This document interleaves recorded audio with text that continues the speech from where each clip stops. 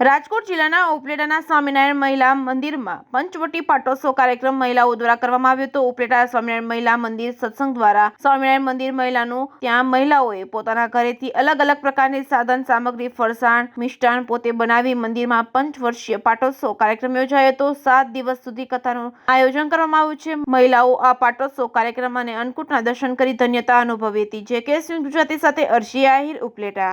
ઉપલેટા સ્વામિનારાયણ મંદિરનું પંચવાર્ષિક પાટોત્સવ જેના નિમિત્તે આજે સવારે ઠાકોરજીનો અભિષેક હતો। અત્યારે 56 ભોગ અન્નકૂટનું પણ આયોજન કરવામાં આવ્યું છે।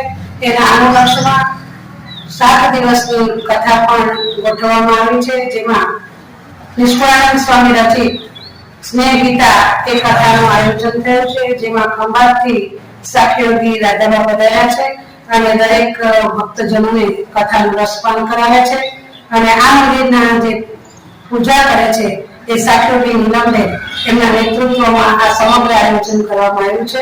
અસ્તુ, જય સ્વામિનારાયણ।